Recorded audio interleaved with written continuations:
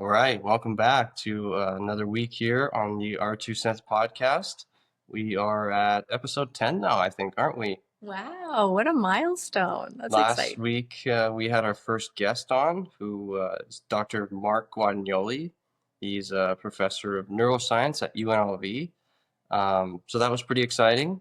If you haven't listened to that one, I definitely recommend that you go check that one out. Yeah, it's But so good. so this week we were gonna kind of tag along with what we had discussed last week with Mark.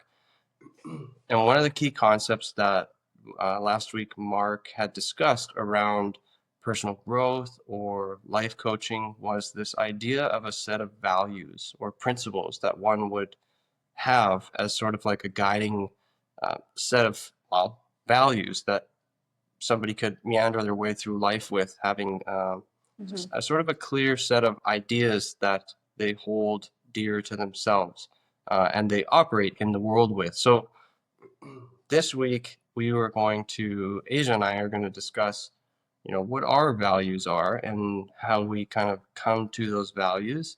And yeah, maybe there's some stories behind why someone has a value the way that they do. So why don't you start, Asia, by just sharing what some of the values are and that you have, and maybe why you have those values.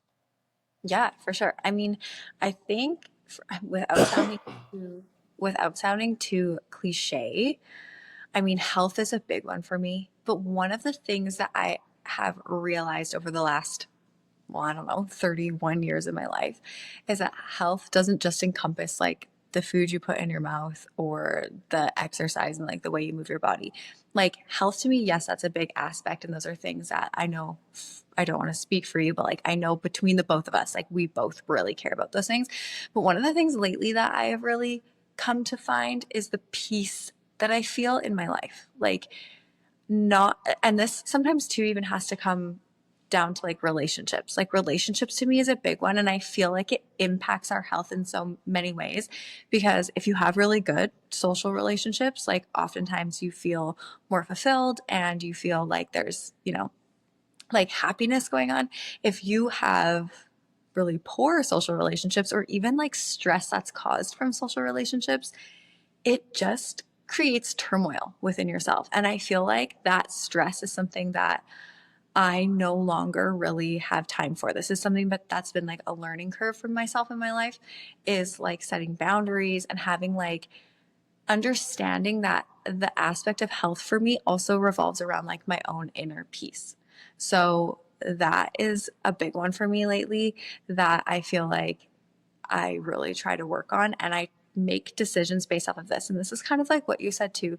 Like I think that having, and I'll go into like more of what my actual values are as well, but just like to kind of snowball off of like why I think values are important is that when you're super clear on your values, it helps guide your decision making in life. Like if you are stuck between a rock and a hard place, so to speak, and you're able to take a step back and go like, these are the things that I value in life. This is where I see my life going. It really helps clarify the decisions you make, the people you choose to keep around, like, being able to protect yourself in certain ways. Like, I think that having values for what you are willing to tolerate as well is like something that, I don't know, keeps you grounded in your decision making. So I find like having a set of values that I think are important to myself help make decision making more easy. So obviously, okay, there's health.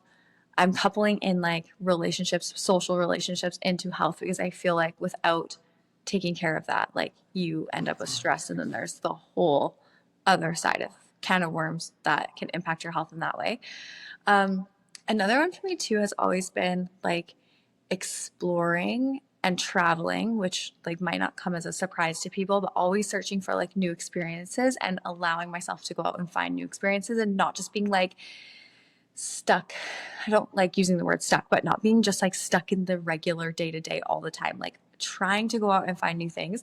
And for me, like growing up is actually like is a somewhat of a pain point. Like I used to get insanely jealous watching other people that I would know growing up go traveling with their family or go and explore the world or go on cruises or go to Disneyland or stuff like that, because that was just things like that my family and I never did. Um, and it like was always chalked down to finances, but I don't know if it was finances or just that my parents like didn't have that desire either to like go and explore, and like it was something that definitely pushed them outside their comfort zones, I think. So um I just always felt like I want to go and see these things and I want to go and have these experiences. And obviously, when you're a younger child, it's out of your control. Like, unless you have the money and the resources to do that, it's Yeah. not an option for you as a kid, right? And I just wanted to do it. It wasn't like a status thing to me, it was just a curiosity thing. And so I think, like, growing up, I always had this itch to go and do those things because I felt like I missed out, which is so funny because I mean, even, back then, I'm sure it was just like my friends going to like an all inclusive resort in Mexico or something. Like, it wasn't them going to like Thailand or going to the Philippines or something. It was just like these smaller trips, but I just craved like that adventure and new experiences. And so growing up, that became a massive value for me. And honestly, like, I know we can speak to this, but like in our early years of like marriage and having a family, like it dictated where our money went. Like, we had travel funds.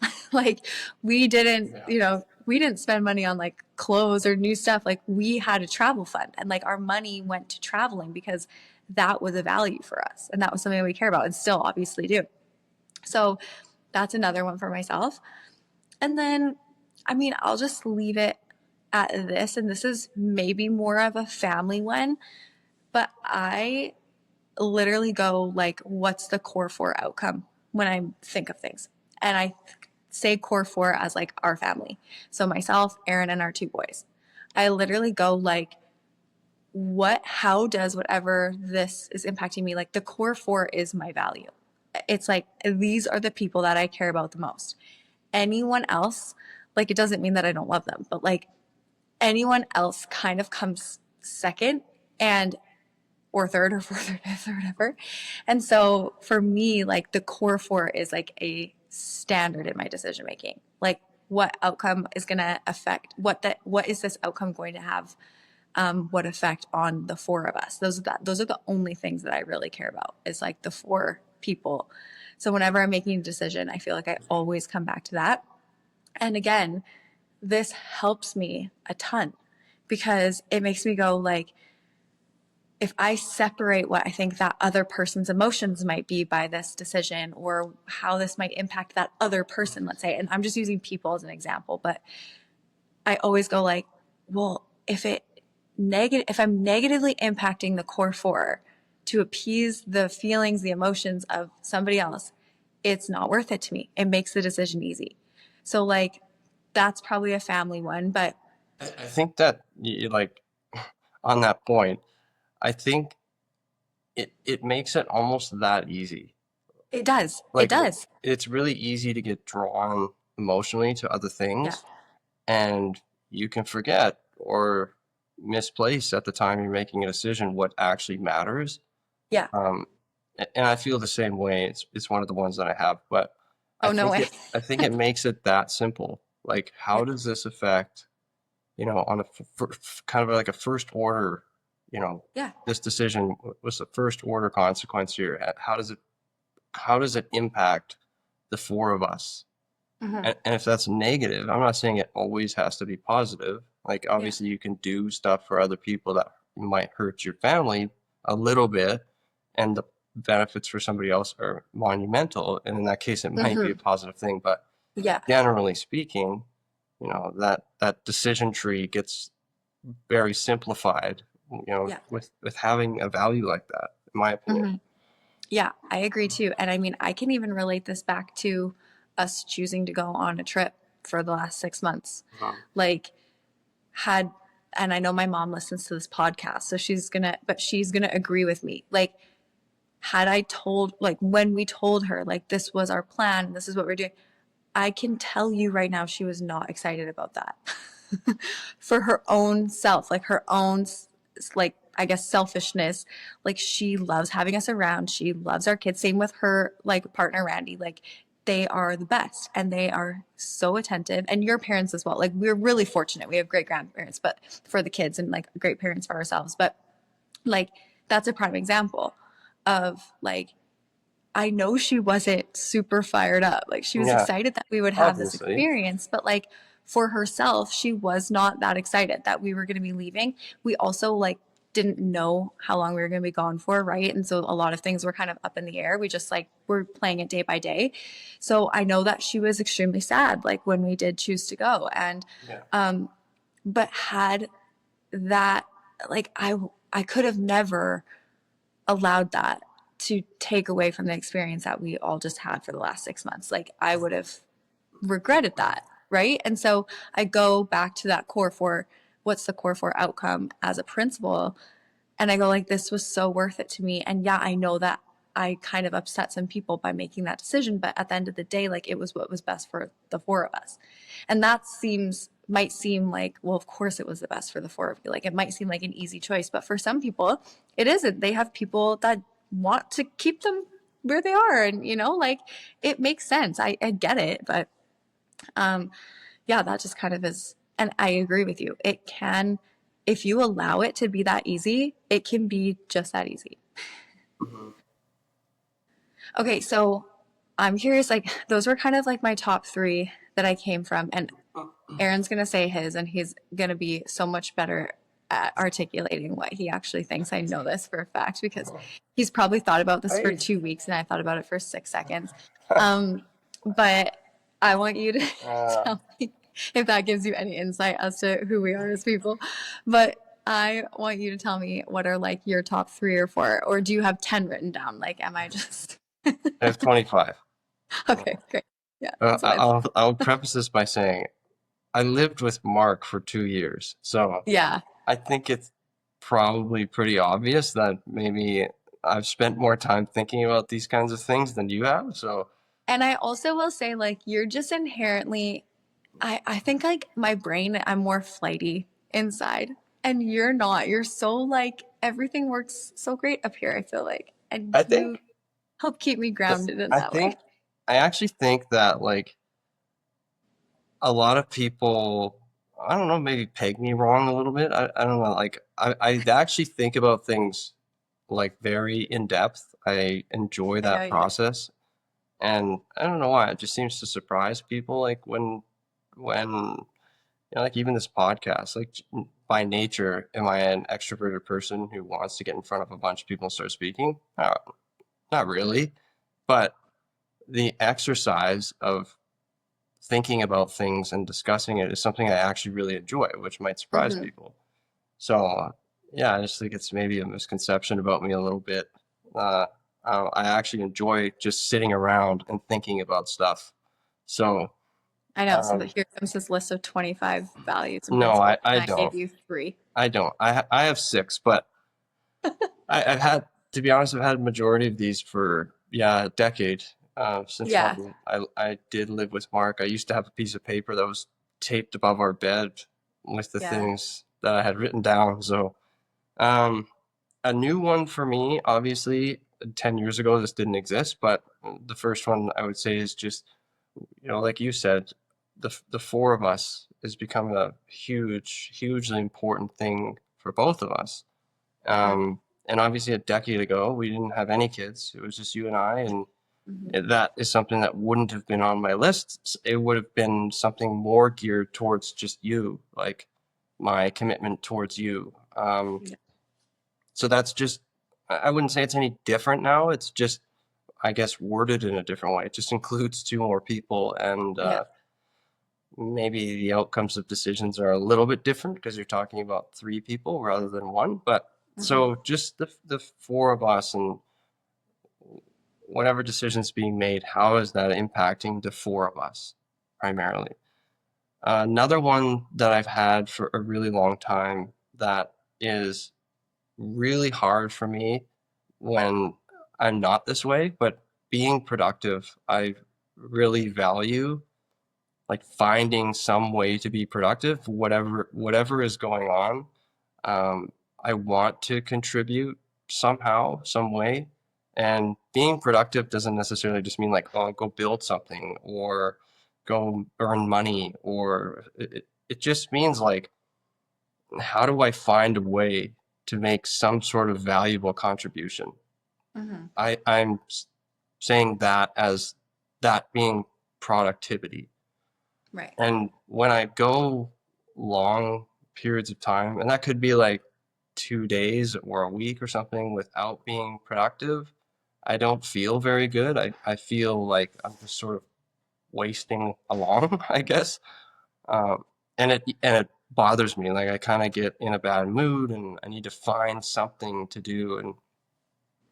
And I sometimes it's to my detriment. Like today we were outside. I was outside with the boys, and they were playing in the yard or whatever, and I just started walking through the beds, picking weeds. Like but just to stand there and watch the kids do whatever they were fishing with dog leashes or something in on a log. But I just I just really like to try to be productive, whatever that means. Obviously, of course, I like to be productive on a big scale if I can, but just finding something to do that I'm contributing positively is an important thing to me. Hmm. Another one is health. I think obviously this is a really important one to both of us. We Yeah. have numerous degrees in different things all around the human body. Everything Yeah. we've ever studied has essentially been around the human body. So we have very good understanding of the body and what's required to keep it healthy or what's required to make it sick and everything in between. And so I think Hmm. a result of that, going through school and studying the human body in numerous different ways and through numerous different lenses, gives both of us like a real sense of appreciation for the fact that you have a body that is healthy right now, and Oh. then what do you need to do to keep it healthy? Hmm. So for me, keeping my body healthy is looks like I try to eat well, uh, as well as I can. I enjoy some snacks, so that would be like the worst thing that I do. And um, as far as food. So I try to eat really healthy. I try to go to the gym as much as often as I can, or do some sort of exercise, uh, whether that's getting outside and hiking, or whether that's, I mean, for the last 2 years I've been building a house, which was physically a lot of work. So Hmm. um, so that gets thrown in the healthy category of body, or food Hmm. and exercise. And then I also lop in there like on the mental side, um, being healthy. Like obviously, it's a really important thing. Nothing else really works well if mentally you're like down and not feeling good about yourself, or have no confidence, or whatever it is. So Yeah. I I try as much as I can to sort of feed that side of health as well, whether that's reading books or doing something, uh, accomplishing something to make myself feel better, like self-esteem wise, or so there's a lot of different aspects to it. But I think the general point is that from studying the body and learning about all this stuff, it's kind of like a central piece to us now individually For going sure. forward, because we understand how fragile, and the human body is, especially over time. You get to 50 years old, and if you haven't taken care of your body, Hmm. it's really not a good thing. So being healthy is a huge one. I want to just touch on this too because I think that having a partner who, like, we're fortunate because the both of us really value that.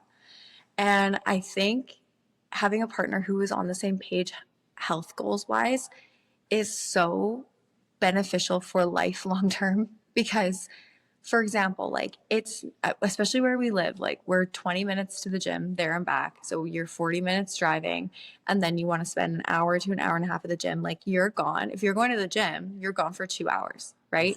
And if you don't have a partner in life who supports that, then hitting health goals and doing those sorts of things can be really challenging. I mean, there's ways around it. Yeah, put in a home gym, whatever, but you still have to take the time, especially we have two kids. They don't go to school, they're not in daycare. Like we are at home with them all the time. And so it is so helpful and beneficial to be on the same page with your partners around like your values around some of these things as well so that you can have their back because like I know that without your support, oh my gosh, forgot to turn off these reactions again. But I know without your support, there's health goals I'm probably not reaching and vice versa. Right? So it's like it is so helpful to be on the same page and like have these conversations, and obviously it's more helpful when the both of you have that as a value because you understand how important it is for each other too. Yeah, I agree. I mean, even something as simple as I don't know how much this costs, $500, whatever. I don't know, 800. I honestly don't remember what it was. A spin bike sitting right behind Yeah. you. But like to go on that for 30 minutes and sweat, Hmm. and I mean, there's no way you don't get off the bike and feel better about yourself, right? It's For 30 sure. minutes and Hmm. you got some exercise, you breathed heavy, you sweated a little bit, you get off, you feel good about yourself. I oftentimes uh, feel that I do a lot of creative thinking while I'm Yeah. exercising, whether it's I lifting do too, weights actually. or I actually use my notes app a lot while I'm at the gym, and I write things down frequently that just come across my mind while I'm working out. So I know it helps mentally. Just like I said, it makes you feel like you accomplished something, makes you feel good about yourself. You're getting stronger or in better shape or whatever it Hmm. might be, losing fat or whatever. So that's another one, the health side of this. A fourth one is being courageous. That's kind of one I would say I've added in the last maybe 5 years. I Yeah. I value really value, when things get tough or just generally like when you're uncomfortable, I value pushing through that, like not just accepting that this is hard and shy away from it, but really like diving into the deep end on it and trying to pursue through that is something, and I think it's come along largely since when we've had kids and Yeah. seeing, how important that is, developing that skill and using that. I mean, I'm sure everyone's probably hear this, but when you feel uncomfortable, using that as like a sign that this is what you should do. It's not something you should run away from. It's what you should do. And you Obviously, should, granted, like there's some things that you should not do, but like, but I know what you mean. If it's like afraid of the judgment of people or afraid of like, those sorts of things, it's like, okay, let's lean into sure. that. Yes. Yeah, I mean, I'm talking about like just beyond comfort zone here. I'm not Yeah. talking like, it's scary to jump off the roof of your house. Like, obviously, you shouldn't Yeah. do that. But Running into oncoming traffic. Not yeah, those so things. so I'm talking about stuff that's like, I could do this, but it's really scary. Yeah. And I value that a lot for myself, and now, demonstrating that to our kids. So pushing through, and a little bit of that is, I think, as well as like risk taking. I'm a big believer that everyone takes risks in life, whether they realize they are or not. You are Hmm. taking risks.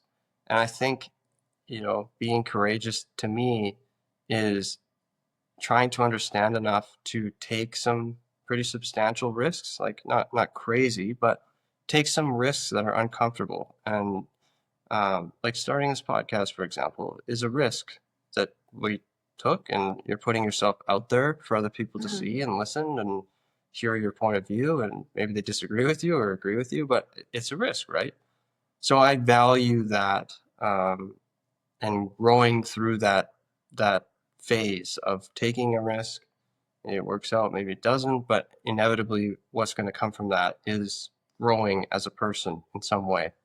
Hmm. Uh, so being courageous is something that I value. This is the next one is one that is a huge deal to me. Um, Being disciplined, and the reason that I find it such a big deal to me and being successful in my own life is, to me, it really boils down to a battle between intellectually, do you know what you should do? And then emotionally, what do you feel like doing? And discipline to me comes down to which one of these two is going to win. Intellectually is almost always harder. You know what Hmm. is right, you know what you should do, whether that's working out, whether that's eating healthy, whether that's calling somebody that you need to call, whether whatever it could be. You know what the right thing to do is, or what gets you closer to your goal. And Hmm. you have on the other side, when the moment comes, you obviously have emotions every second of every day throughout your day. And maybe you feel tired. Maybe you just don't feel like doing it. Maybe you come up with 474 other excuses. Being disciplined to me is just overriding this emotional side almost entirely, just overriding it. Can I override that side of me when there's things I know that I need to get done? Or if I'm going to achieve whatever goal it is I've set out, I just cannot accept, hoping that my emotions line up with what it is I should do at the time. Hmm. Just can't accept it. So if you think about being disciplined, and you have health goals, I want to be healthy. It's another one of my values. If I don't have any discipline, there's just no chance on earth I'm ever going to be healthy.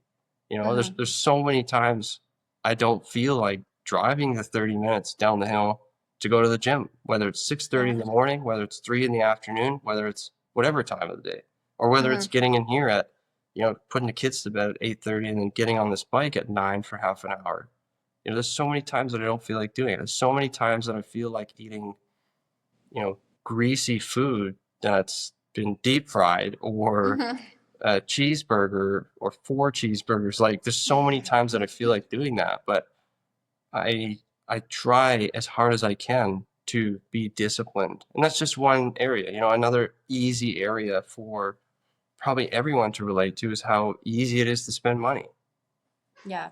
How easy is it to just go online and click three buttons essentially, and the next day something's going to be at your door. Whatever it is, $20, $500, $2,000, and whatever it is. But, to have a financial goal and go through every day owning a phone and web pages that'll sell you stuff till you're blue in the face, like, Yeah. that requires discipline, right? You have this a stated financial goal at some point in the future, and going on these websites or Amazon or whatever it is and buying relentless things isn't going to get you to that goal. So that would just be another example of where discipline for me is a big deal. So discipline almost sits above all of these other values because the discipline value influences every other one of these values for the most Hmm. part. Yeah. So a really big one for me is being disciplined. And then the last one that I have here, which is also a really big deal for me over the last 10 years, is just being like a lifelong learner. I call it a lifelong learner. So it just implies to me that I'm never done learning. I've never learned enough. I'm always just trying to learn new and more things. I one day I hope there's a bookshelf behind me for whoever's just listening, but I hope that bookshelf is like 30 times that size one day, and there's a whole library in my house. Um, but I just like to learn, and I'm curious about things, and I really value learning, and I don't want to ever stop that. I don't want to ever pretend that I know enough, and I shouldn't pursue new or better Hmm. information. So, and I think that is one of the things that came out of going to school, with getting two different degrees is, the more you, at least for me, I think a lot of people would agree with this, but the more you know, the more you start to realize how much you don't know. Right. The more you dive into a topic, the more you go, holy smokes, this is a massive topic and I barely scratched the surface, right? When you're younger, whatever I know what a leg is, I know what an arm is, I know what a body, head is or a nose and lips. And you think you know the whole body because you know that stuff, right? And then you go to school and you realize, oh, there's muscles in the body and there's nerves and there's blah blah blah. And you dive into that and there's cells that makes up all these things and you just get it's just endless, right? You could Hmm. and then you're a doctor, if you understand these Yeah. things. So to me, the more that I learn, the more I realize that I don't know that much in that field, and that is like a positive reinforcing feedback mechanism where it's like, hey, well, I just need to keep learning more about this subject, and uh, I'm just yeah, I just want to be a generally curious person, and I want to Hmm. keep learning until the day that I die. I don't want to be the 70-year-old who just stops learning or so that's a really important one to me as well. It's just learning for the rest of my time here. That's what I am. I am a learner forever. Well, I can vouch for you because you read so much and you watch so many things on an array of different topics. Like he'll learn about anything. Like yeah, he learns about anything.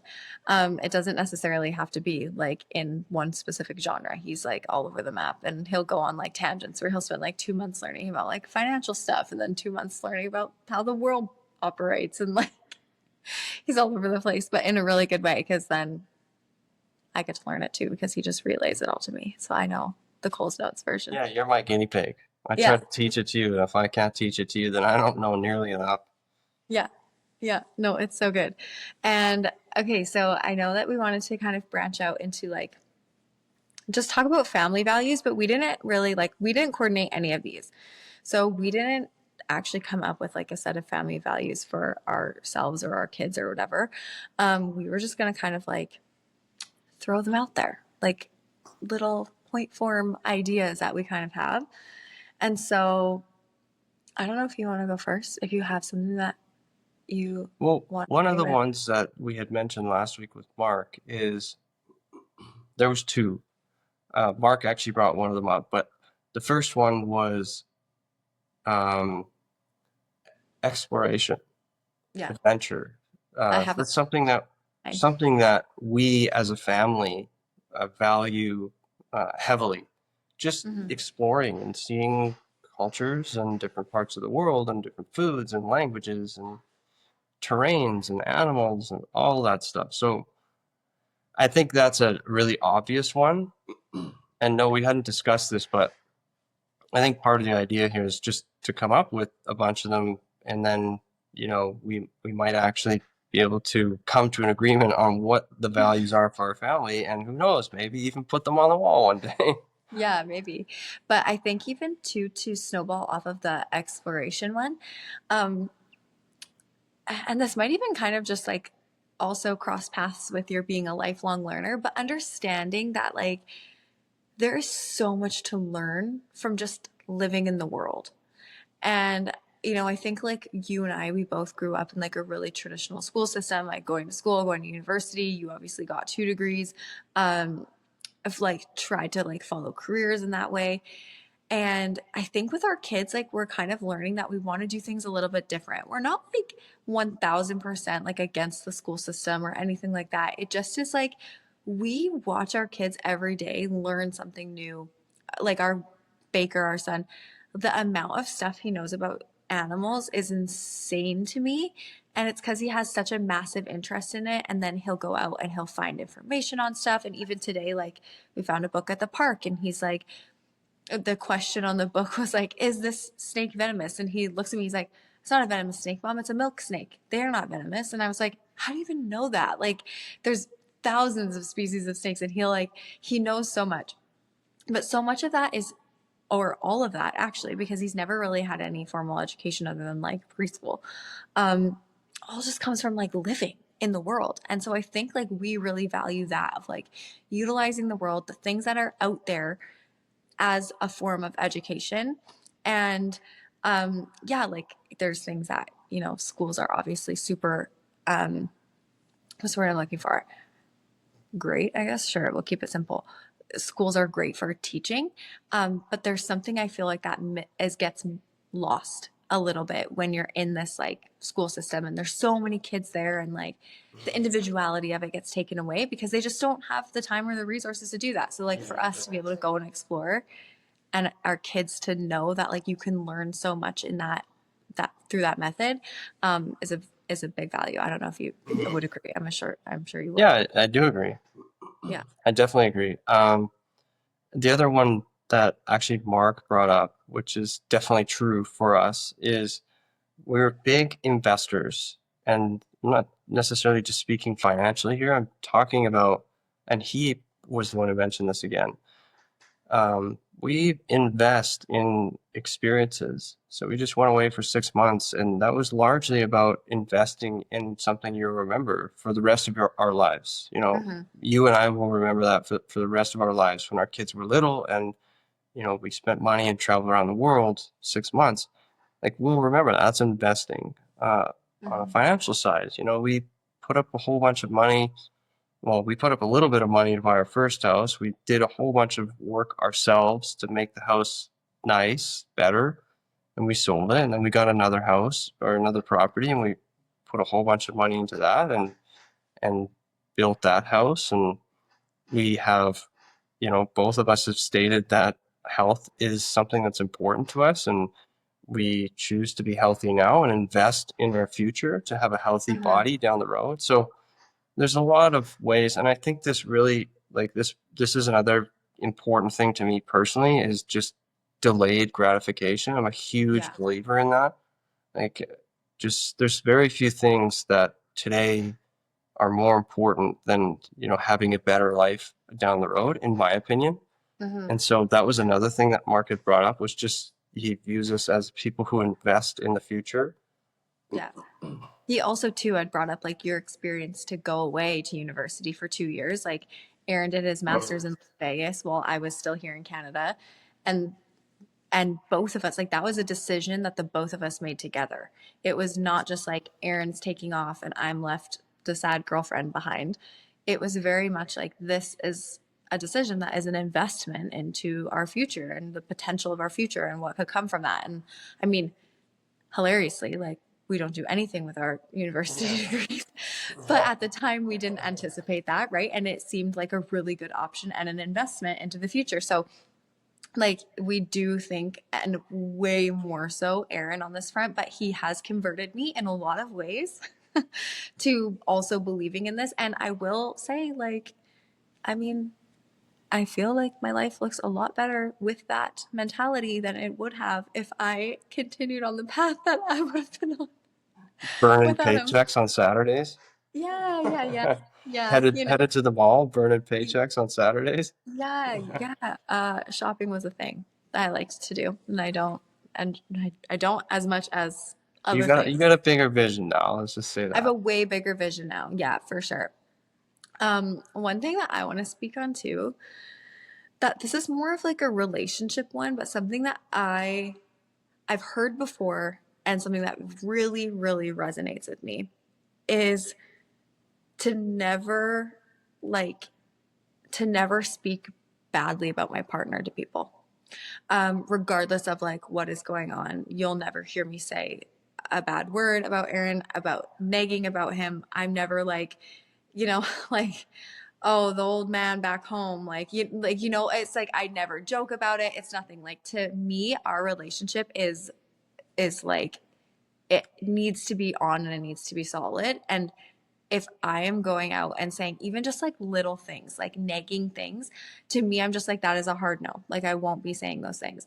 And I also think, too, like, I mean, I'm in a season right now, like, I mean, like I said, the core four, when we go back to the core four, like, I have quite a few friends who are like in their single lives right now, or like again, after coming out of relationships or divorces and stuff like that. And I'll get like texts about like, hey, I'm going out to this thing to do this, like, blah, blah, do you want to come? And it is like an immediate no for me because I just have to go, like, that is not where I am at. Like, I am a happily married mom of two. I don't need to be going out with single friends. Like that is a hard no. That goes against every single value that I have when it comes to my relationship, when it comes to my family, my core four. And so like this obviously is something that I know gets reciprocated as well, where like we'll get invited to things or like Aaron will get invited to go play golf or I'll go get invited to different things with friends and like for me unless it's work related it's a no. Like I don't do a lot of social things because I want to spend my spare time with my family and that might sound super lame. I get a lot of social things done through my work. Like it meets a need for me that I don't feel like I need to go out in any other capacity. But I think for me, yeah, just like on the relationship side, that is something that's huge for me. Like you won't catch me dead talking about my husband negatively to anybody. And I know you're the same way. Even if it's not a value of yours, I know you're the same way. I definitely think the exact same way. There's no like old ball and chain at home. Like No, that's not a thing. no. Uh, okay, so what other values, like as a family, would you throw on the table? Mm, I don't really And know. I another mean, one that comes to mind to me, just thinking about how we spend our time, yeah, like we really try to do like individual one-on-one things. yeah. I I'm not a huge person who's like, yeah, let's all do everything together. I don't. I like. We I do really do a like. lot of stuff together Yeah, before. Like we yeah. do a I'm lot not of things. suggesting we don't do that. Like I'm suggesting like 80% of what we do is that way, Yeah. and 20% would be, Yeah. Baker and I doing something, or Yeah. Luca and I, or whatever. Like Yeah. just finding ways to have individual time with each other. I think that's like essential to quality relationships. You can't, to me, you just cannot build a quality relationship amongst three or more people. Like you just can't do it. It Right. doesn't work that way. So I would say that. I would just say that would be another one probably that would go on the table for our family. Hmm. What else? Yeah, that's a good one. Oh, I was gonna say one though, actually, but right before you said that, and now it slipped my mind. Maybe it'll come back to me. Um,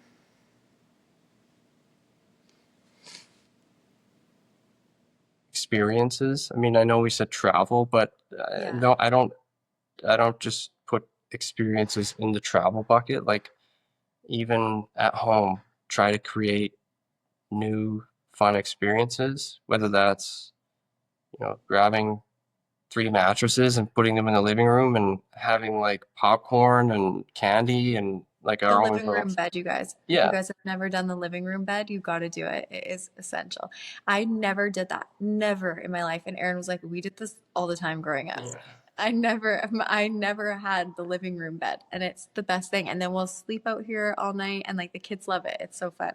Like we used to live in Dawson Creek when I was really young, and my dad would take my brothers and I outside and in the fall, and he would have raked up like a million leaves, Hmm. and then we would jump off the patio into like a pile of leaves. Like just thinking Yeah. creatively on how to create an experience. Like Yeah. I mean, the other it's not a day, very complicated thing, right? But I still remember that from well, or even the that's got to other be like day, like 28 years ago.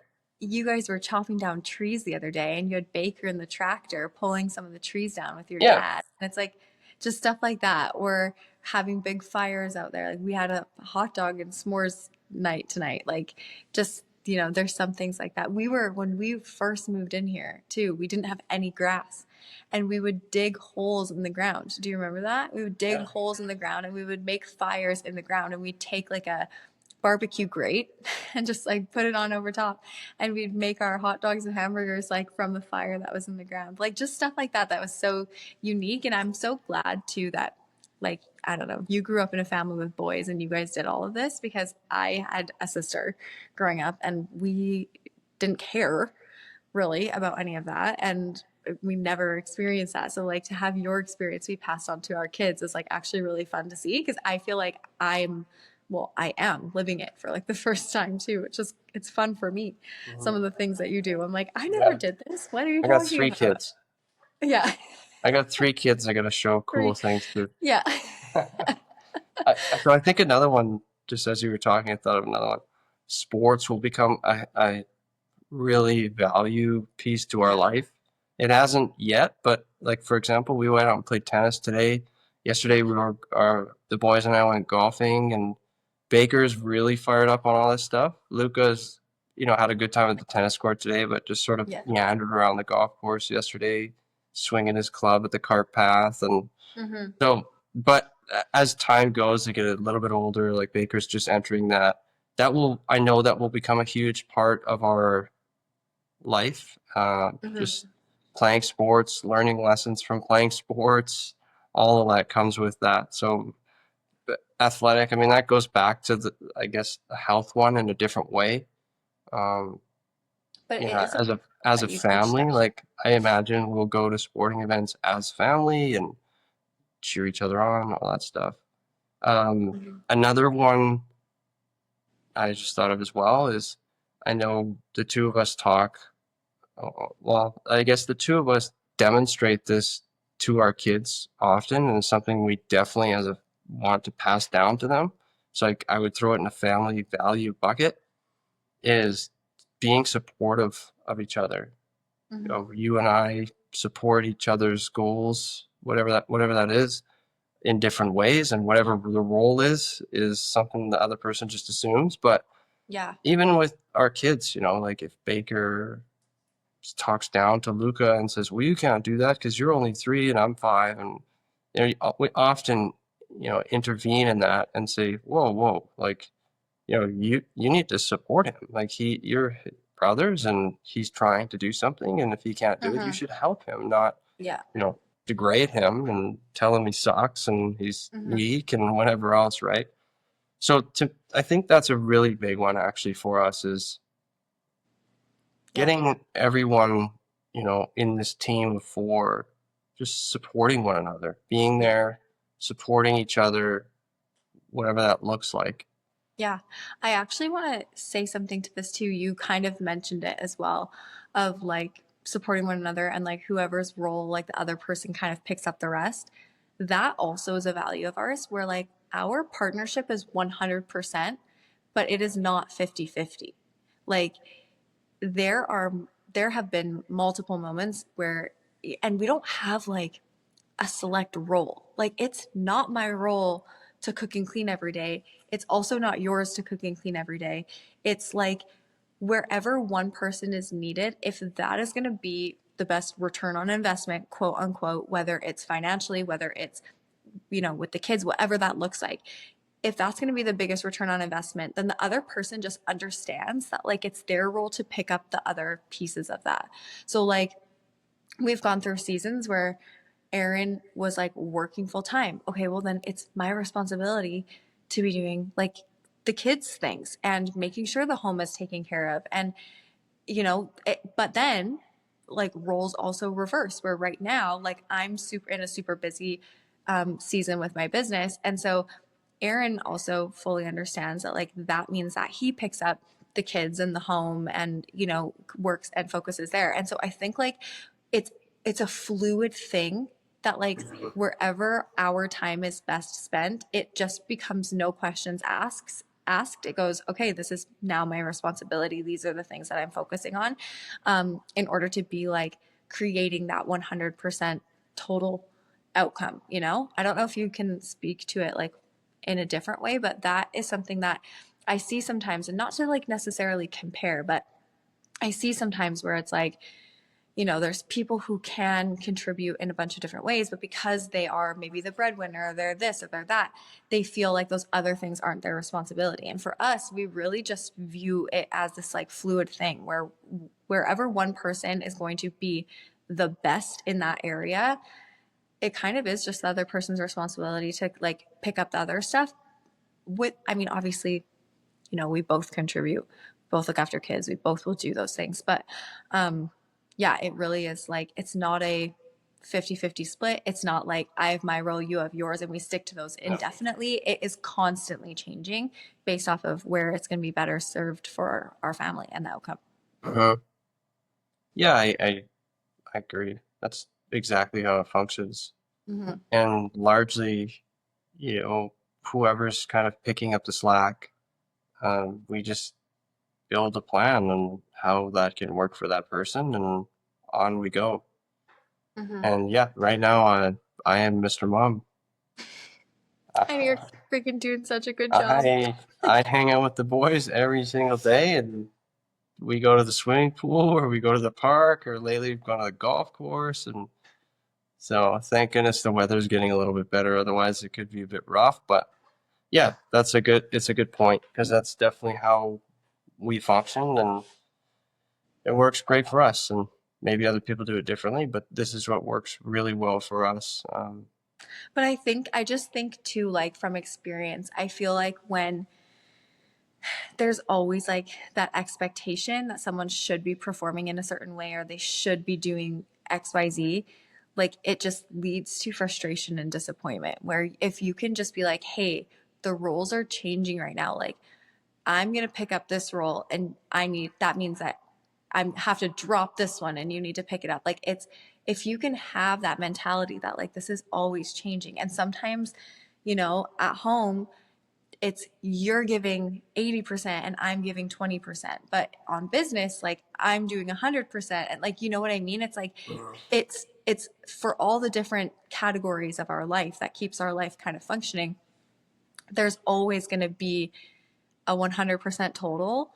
And the percentage of who's doing what, I feel like, is shifting yearly at this point. And that's just the way we're at. And I think it works really well when we just are like, all right, we're heading into a different season. These are things I'm going to need from you, and this is what I can give you back, and vice versa, right? It just like, yeah, it makes it easier than expecting that things have to stay the same. And I feel like too for myself, like I feel so confident and I'm grateful that I have you as a partner to do these things with, because I can trust that like when I'm needed in another area of my life, it's not a problem for you. Like you're not like, oh, well, but I still expect dinner on the table by 6 p.m. and the kitchen to be clean. Like, you're just like, no, no, no. Like, if this is where you need to be, then I got you on this area, right? It's like we, there's that understanding. And so having that understanding negates a lot of problems, I feel like.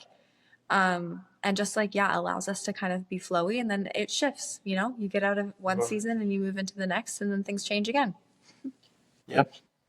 So I think a couple other ones that I mean, there's obviously some that are pretty typical, but especially with our kids, we try hard for preaching about honesty, like, Yeah. a lie, you should tell us the truth and we'll deal with it. Or so there's ones like that. We try really hard with Baker. Actually, we talked about this last week, just to be courageous, like to develop the skill to and I don't know, mental toughness to try things even though he's a little bit scared, like push through a Mm-hmm. comfort zone. So that those are some things too that will become more of a family value uh, Mm-hmm. as the kids get older. I mean, Luke is a little bit too small for that stuff, but Yeah. Baker's kind of right in the sweet spot to start doing that. So I had one more. It was, what was it? It slipped my mind. It was related to travel in some way, but it wasn't exactly travel. But it slipped my mind here. I'm not Do you have sure. any more I don't think that I do. values you'd throw down for a whole family? I feel like we've covered most of them. Um, Another one I would put out there too that I would like to work on as a family, especially as the boys get older, is just like being very transparent with them. mhm, I don't want to hide anything from them. I don't want them to hide anything from us. I want it to be very like open, a non-judgmental way of communicating. And mhm. again, this goes back to the like one-on-one relationship thing.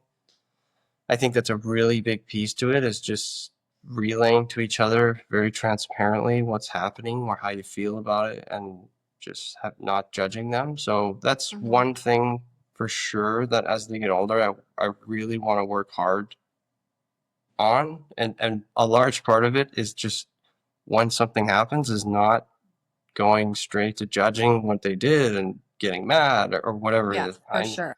I know that's like the worst possible thing you could do Mm-hmm. to encourage them to be transparent with you, Yep. but that's something that I really want to try hard with them as they get older. Probably it's probably another 5 years away before they really start getting into that, but it's something that I really want to try and foster in our house. Yeah, I agree. That's a really good one, actually. Yeah, I don't know. I think that's, I, I mean, even if there's, I'm sure we could come up with 10 more if we gave ourselves another hour, but we're not going to. So I Mhm. think that's a good place to kind of leave off for today and just, yeah, maybe it's given you some, like for you that's listening, some ideas on where you can start and what types of values you want to hold on to and have these guiding principles for yourself because like we said in the beginning, when you get really clear on these, it can actually be as simple as the things that help guide your decision making going forward. You can allow it to just be that simple. I mean, not all situations will be, but it can be. And I know for me, it is something that with a lot of situations does really simplify the decision that I feel like making or that I think is going to be best. So, yeah, that's going to be a wrap on this episode. And please, if you guys have a second to write a comment or like it and rate and review it, it all helps with just boosting us in the little podcast algorithm. I don't even know how it works, to be honest with you, but I think that's what they say. You guys can follow us on Instagram, our 2 cents pod. And I think there's an underscore at the end of that. I should probably Also, if you, you know, put if it in. you've given some thought to your own values and put them out there for Yeah. us to look at and or in a comment or whatever it is, and we would love to hear what other people value. So if you Mm-hmm. do have that, feel free to share that with people on Instagram or wherever there's a comment box. So we would Yeah. appreciate that. Yeah, for sure. We really want to like foster community through this podcast is one of the things that we are both really passionate about and just like connecting and meeting with new people. So we would love to see your comments on our page, Instagram. We also have a YouTube channel you guys can go to subscribe to. All of the like live or video footage of our podcast get put on there. Um, yeah, and Apple and Spotify, wherever you listen to your podcast. So you guys have a good rest of your day and thanks for listening. We'll talk to you later. See you next week.